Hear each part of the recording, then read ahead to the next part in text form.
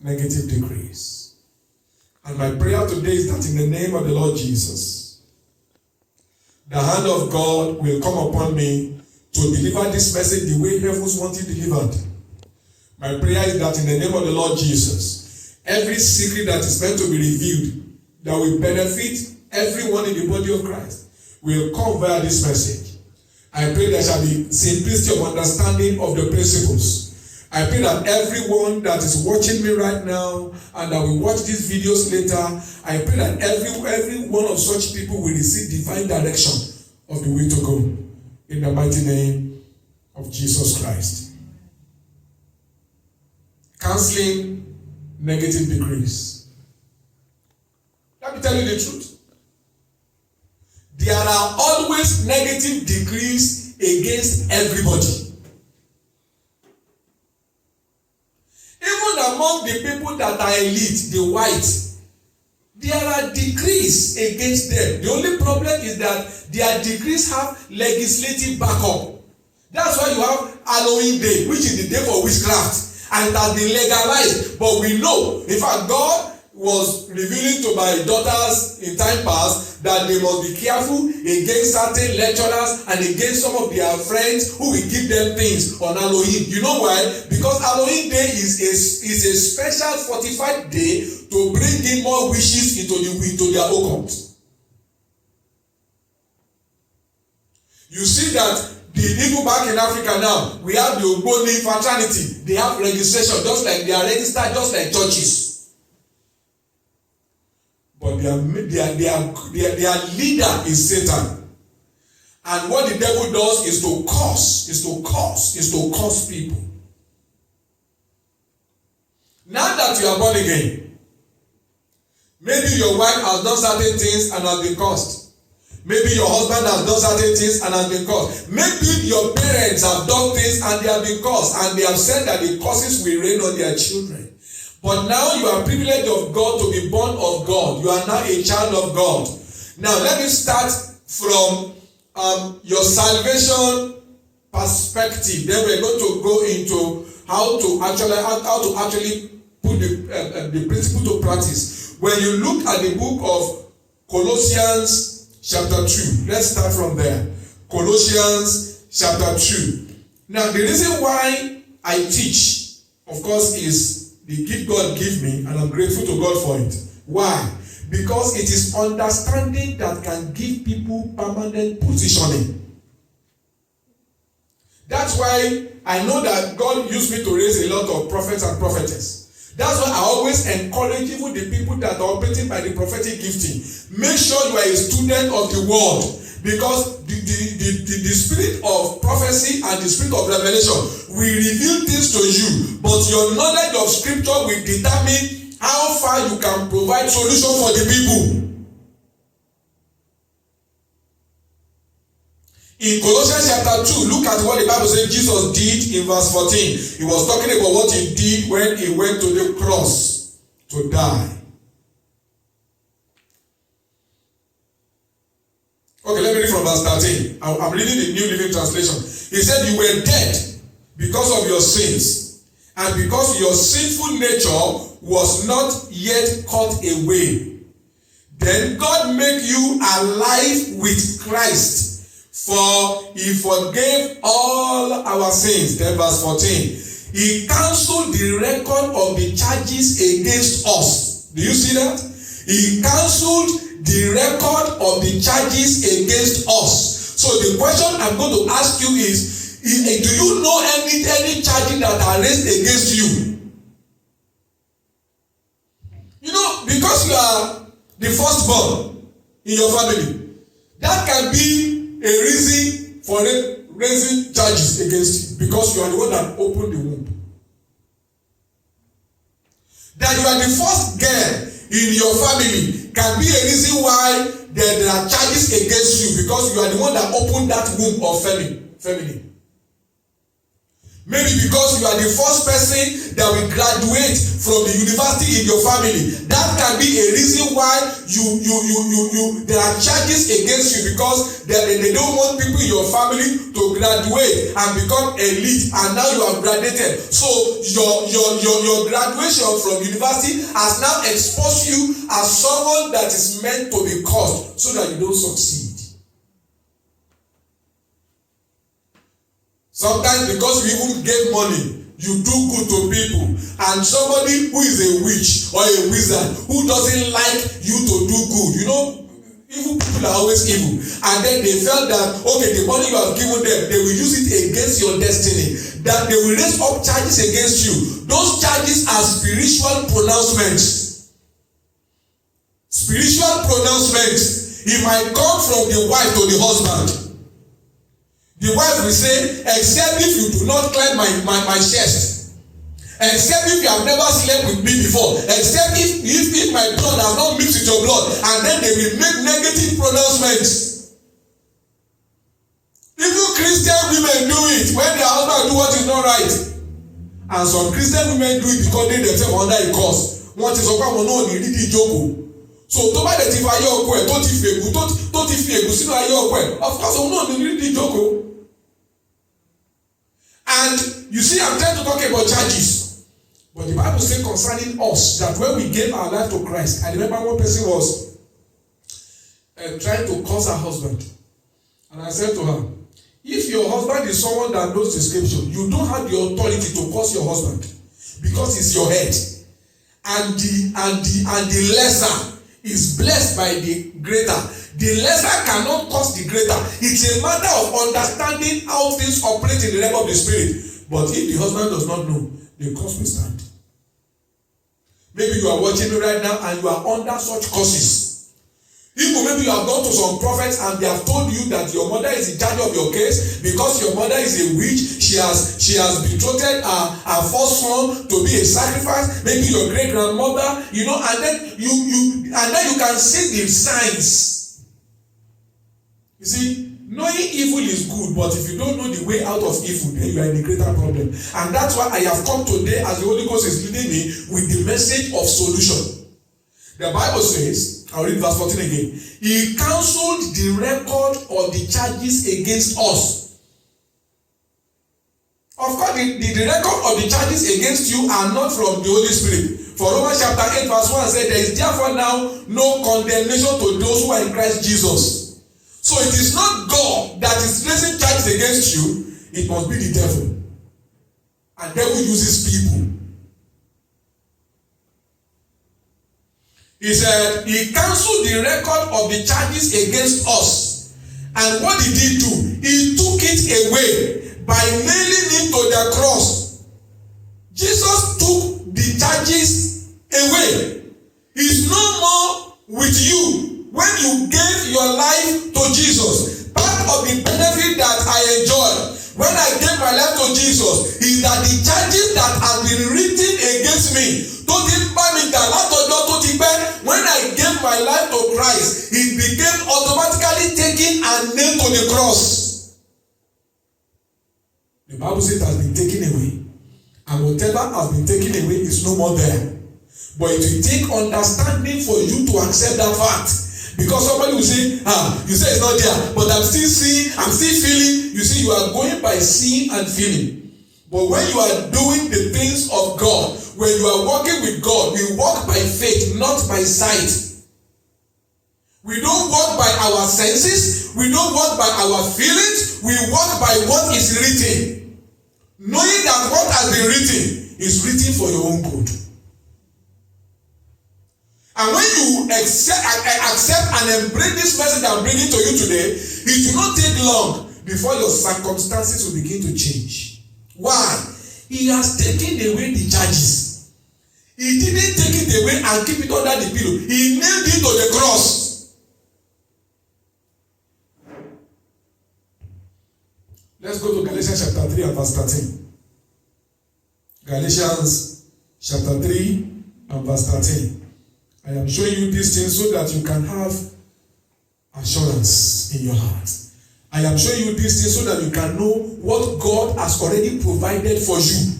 It's not what He's going to provide. I am showing you the thing that God has written in His will as being your own, even before you became a child of God.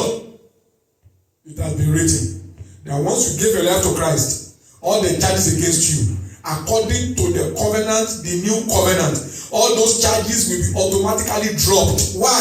Because Christ will take those charges away, and as you are confessing that Jesus is your Lord, He will nail it to the cross. So the charges are no more expected to be working against your life, but it will take understanding for you to begin to see a change. Galatians chapter 3 and verse 13. The Bible says, I want you to share this message on Facebook. And to members, when you call on Sunday morning, share the message. Go to your Facebook page and share so that your friends who are on your Facebook profile page can have access to these messages. Because many people are dying. They are Christian, they are sincere, but they are sincerely under satanic bondage. And some pastors and some prophets like it like that, because the truth is, when people are in problem, they give more money. People naturally respond more to negative messages because they want their life to get better. But the Bible says, freely you have received, freely give. These things are the understanding that they need. Somebody may be looking for a church like this where they can be hearing the truth of God's word. And until you let them know that is the church you attend, until you let them know that there's a place they can come to and they can receive the word of liberty that will make them free. They can come under the atmosphere of blessing and not curses. They may not know where it is. It's our job to show them. Galatians chapter 3 and verse 13, the Bible says, but Christ. You know that when we read from the book of Colossians, Apostle Paul was speaking to the Colossian church. Now that we are reading the book of Galatians, Apostle Paul was writing and sharing with the Galatian church the same truth in a different way. He said, but Christ has rescued us from the curse pronounced by the law.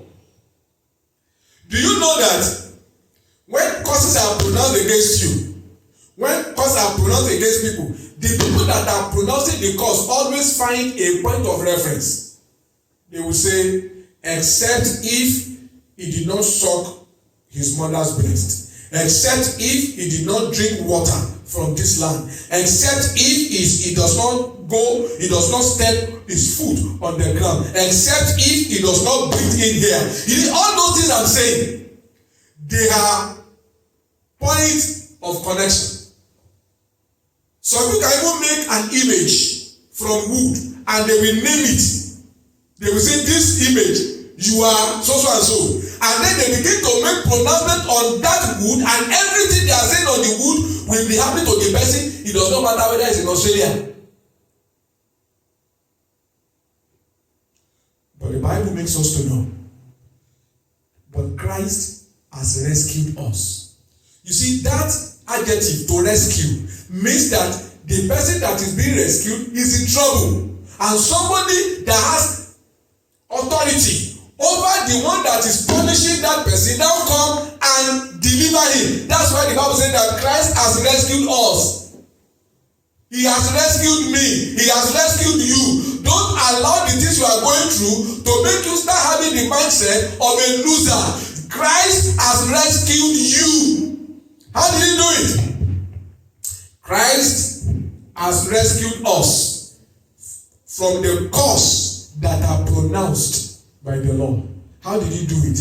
When he hung on the cross. Remember in the book of Colossians, the Bible says that he take all the charges and nail it to the cross. Now we are being told here that our rescue is because Christ hung on the cross.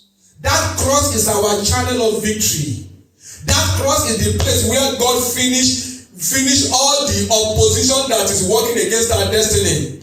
You need to know that when you gave your life to Christ, when Christ died on the cross, you died with him when you gave your life to him. When he was buried, you are buried with him. I feel the strong anointing upon me right now. And when he rose up from the dead, you were risen with him.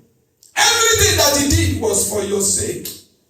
So don't let one fake prophet and one ignorant man of God tell you that ègún yẹn le gan. Ó máa gba àwọn àgbàgbà méje kémi yẹn tó rí irọ́ ni. Christ has rescued us. Christ has rescued us. He doesn't. You see, let me tell you, we servants of God, whatever God has not done, we cannot implement it. Our responsibility is to implement what the word of God says God has done in people's life. Of course, some people are also very lazy. They don't want to know the word of God. And it's a dangerous level because in this age where we are, everybody has to know their God. Because Satan, the Bible says, like a roaring lion, is moving about. In fact, we are told that Satan even disguised himself as an angel of light. So those who are looking for angel, they can be embracing Satan, who seems to appear as an angel of light, whereas his true nature is that of the devil. Are you with me today?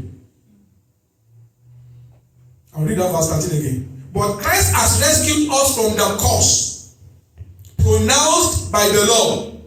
When he hung on the tree, he took upon himself the cost for our wrongdoing.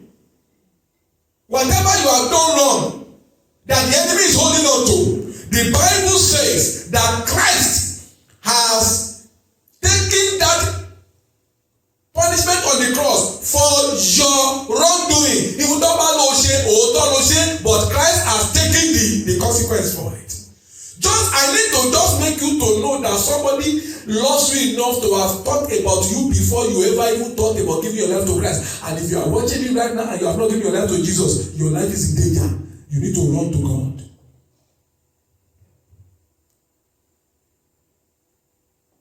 In the book of Luke chapter 10,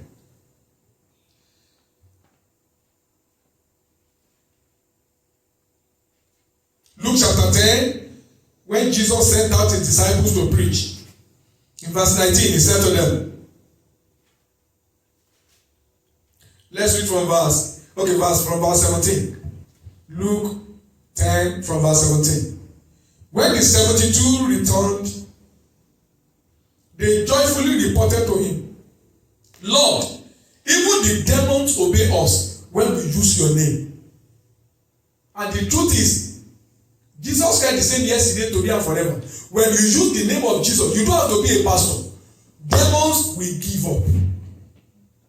Verse 18. Yes, he told them, I saw Satan fall from heaven like lightning. Verse 19. Look, I have given you authority over all the power of the enemy. I want to emphasize something here. God did not take away the power of Satan. Please get it. Satan is still very, very, very, very powerful. And then you hear some men of God, Satan ní agbára ni kò ní gbàlà. It's true. But they are saying that to make people afraid. They are saying that to make people think that before you can be free from Satan. But what the Bible says here is that Christ has given you authority over all the power of the enemy. Jesus did not deny that Satan has power, because you see, let me tell you, the gifts and the calling of God cannot be withdrawn. When God has given you something, God does not take it away. Satan can come and pervert it and use it for his own glory when you begin to walk in an ungodly way. But God does not take the gift he gave you originally. When Satan was Lucifer in heaven, he had great authority that God gave to him. And when he was casted down to the earth, God did not revoke that power he was given. And the only way that God can make sure that you and I, that we are free from his attack, is to make sure that you are given authority over all the power of the enemy. Do you understand what I'm trying to say? Jesus said, look, I have given you authority over all the power of the enemy. The enemy has his power. The enemy that is fighting your destiny. The ones attack from home. You know, the the truth is that as someone that operates in the prophetic, many times I get messages about attack from home, what the enemy is doing against people and all that, and it is true, but it is not supposed to be so. If those people have understanding, but we have to work at their level. Some people have to ask them to fast so that they can boost their faith. It's like when someone is fainting and then they start injecting water and all that blood. Sometimes I tell them you have to fast for 3 days. You fast for 7 days. You know that fasting made them to think that but the truth is, from my experience, by the time I pray with them the first day and the second day, good t-shirt. But I will tell them you are going to finish the fast too. Because you see, I need their faith to keep the miracle. Now, that's what I don't want to see there. That God gives you authority over all the power of the enemy. Now, let's go to the book of Esther chapter 8 now, which is my major scripture that I'm going to use, and then we'll wrap up from there. Those who have ear to hear, let them hear. And those who don't want to hear, some people will be destroyed. Some people will be delivered. The Bible says that when you have time, you can go and read all the books of Esther. Haman was angry against Mordecai because he didn't bow down to him. And so Haman find out which country Mordecai came from. You see, Babylon at that time is like America.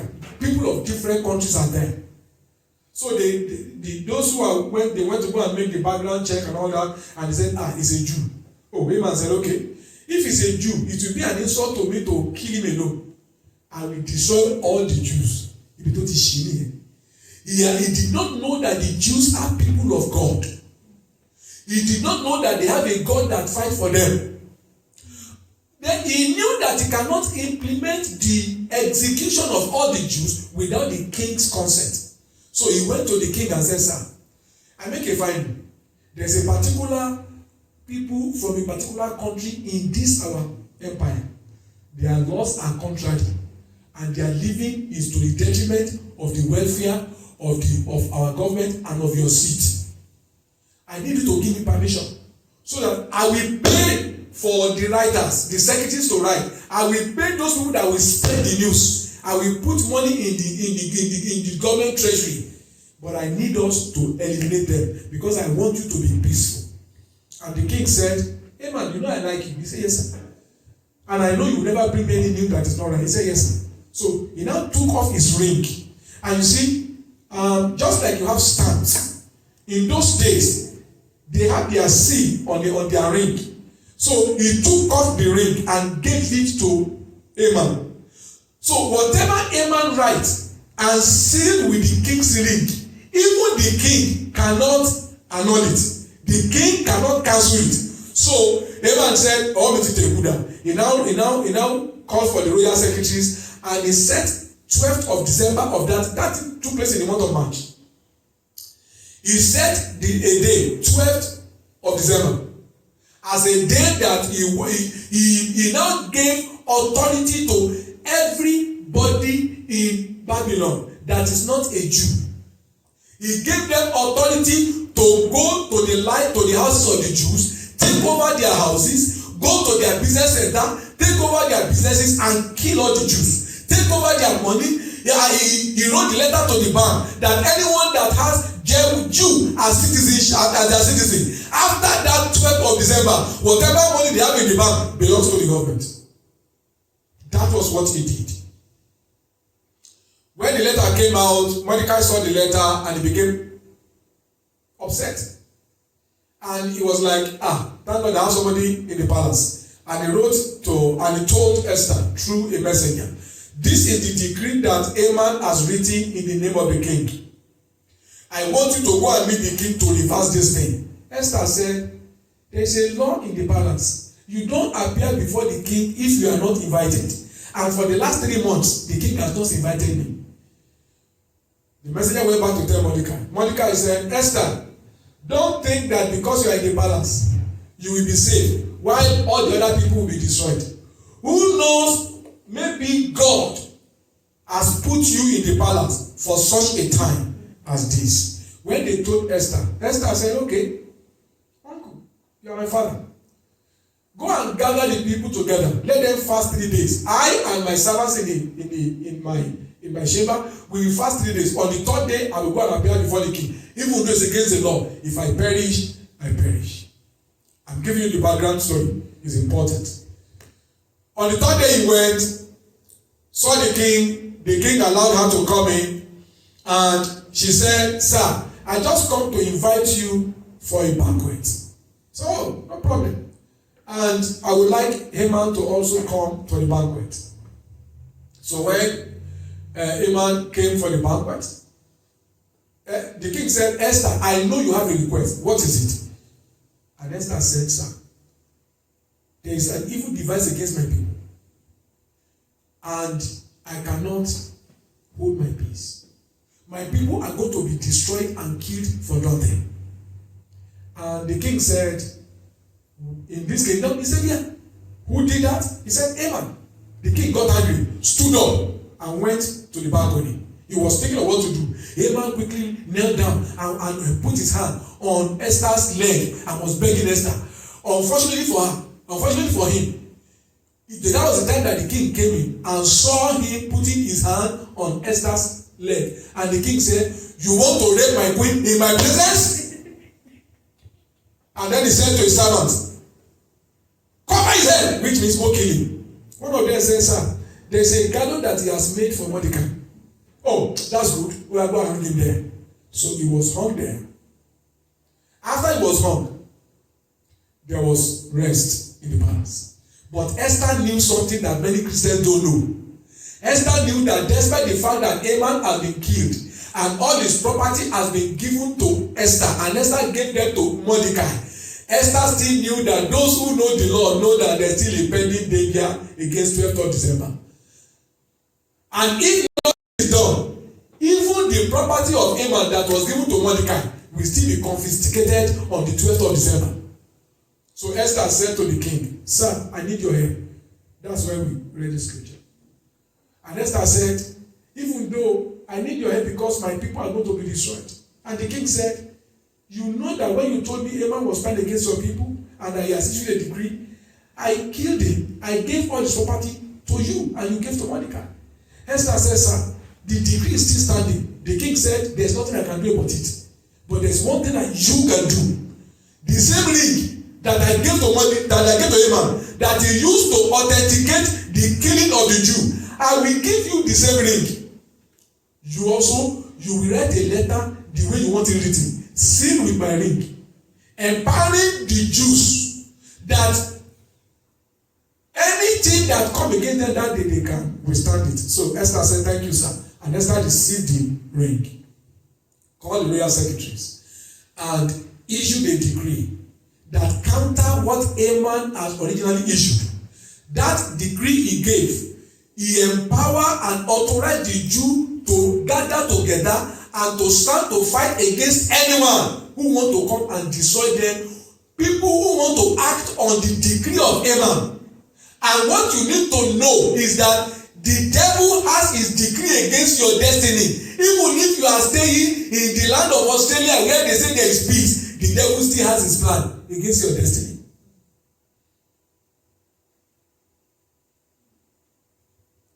And so when Esther issued the decree, everywhere the decree was given, people were very happy. People were very joyful. Because you see, if that second decree was not given, the Jews do not have the authority to stand against people who have been authorized by the law to come and destroy them. But when Esther wrote, he gave them authority to withstand. Now listen, that is where the Christians are having problem. They think that when they give their life to Christ, the problem will go away. No. That's why it is written in the Bible that you have to resist the devil and he will flee from you.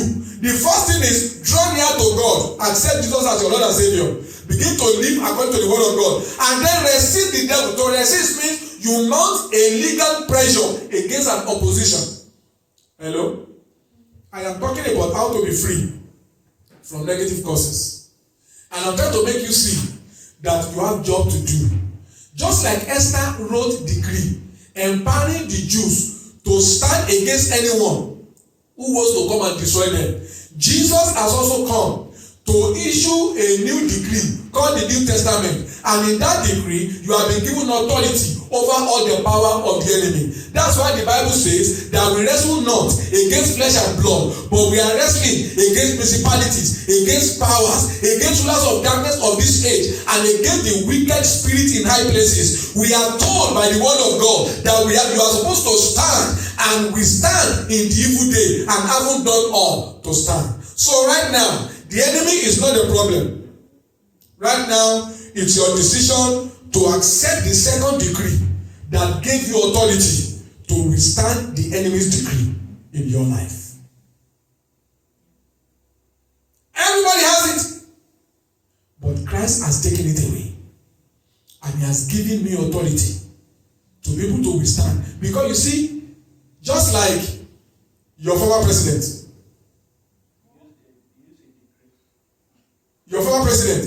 he was trying to use the law to try and fight the law. He even have lawyers that he wanted to use to pervert the interpretation of the law against the government of America. But the law is clear, and all that the judges did was to just say, this law is not ambiguous. It's not complicated at all. You lost and you lost. Get out of the White House.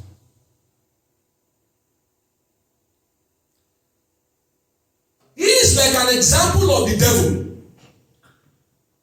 who want to enforce a law against you. You say, can't you see your great grandfather? Have you forgotten what happened to your grandmother? Have you forgotten what happened to your father? He's trying to enforce those laws. It is true, but I'm telling you today that you have been redeemed from that curse. I'm telling you today that all those charges against you have been nailed to the cross. So the next thing that you need to do now is to begin to now ask yourself, what are the law that is to my favor that I can use against the enemy of my destiny? And then you begin to enforce it. And then you begin to enforce it. And then you begin to enforce it. Remember, the Bible says the power of death and life, they are in your tongue. I pray for every one of you today that the wisdom of God will begin to be at work in your life. The Spirit of God will begin to show you your diverse strategies as it is written in the law of God for you. In the name of Jesus. Is anyone hearing or watching me right now? And you are under the captivity of the devil. You are under any kind of curse. I stand on the authority of the name of Jesus. I stand on the finished work of Christ on the cross. And I command that every cause that Christ has annulled, I command them to be annulled over your life. And I decree that every deception, every manipulation of the kingdom of darkness against your destiny, because it is written, greater is he that is in you than he that is in the world. I join my faith with your faith. I stand against any of your soul. I curse every power of the devil that is still working in your being. I curse every power of the devil that is still working against your destiny. I curse every power of the devil that is working against your health. I curse every power of the devil that is working against your finances. I curse every power of the devil working against your education. In the name of Jesus, I establish right now the authority that Christ has given to you, which is liberty. In the name of Jesus, and I command the devil, back off. Amen. From the life of these precious people. For Christ has redeemed us. He has taken up the responsibility of the cause. We cannot have the cause and we have the cause. We are blessed in the name of the Lord Jesus. And because the Bible says that you are blessed, I hereby avert, I annul in the name of Jesus every cause in your life, and I replace them with the blessing of the Lord. And I decree from today, going out you shall be blessed. Coming back you shall be blessed. In your body you will be blessed. In the fruit of your womb you will be blessed. In the work of your hand you will be blessed. You will keep going up. You will never come down. Every attack that makes you to have ill luck everywhere you go, that attack is reversed today. In the name of Jesus. The Bible says you will be the head and not the tail. For the scriptures say, promotion does not come from the east or from the west. God is the judge. He lifts up one and put down the other. And it is written to your favor that you will be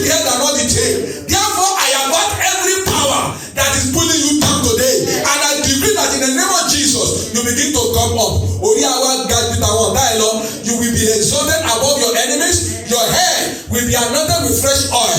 You will command favor in high places. You will command favor in high places. You will command favor in high places. All this begin to work to your favor in the name of Jesus. Even when the enemy shall come against you like a flood, the Spirit of the living God shall raise up standard against them, because their cause has been averted and their blessing pronounced. So shall it be. Open your mouth and begin to give him praise. And if you are watching me, you have not given your life to Jesus, believe me sincerely, you need Jesus for the causes to be permanently annulled. So if you want to give your life to Jesus today, you need to hear this. God already sees today ahead of time, and he sent Jesus to come to this world to come and die for you. Just place your hand upon your chest and say with me, Lord Jesus, I give my heart to you today. Come into my life, become my Lord, and become my Savior. From this day forward, I am yours completely. Thank you for saving me in Jesus' mighty name. 3 things to do. Congratulations, you are now a child of God. Get a Bible and start reading from the book of Matthew. It's in the New Testament. Read at least 1 chapter a day, so you can begin to know how God wants you to begin to think and how God wants you to begin to live. The second thing, get a Bible-believing church where you begin to attend every week. Why do you need that? The Bible says, as a newborn babe, you have been born again just now. You should desire the sincere milk of the word of God. The word of God is described as a milk. Just like a little baby needs milk, you need the milk of the word so that you can grow thereby. And if you are in Houston, Texas, you can join our church anytime, every Sunday by 10 a.m. Our present address is Grace Ministries International, 11214 Plainfield Street by West Belfort.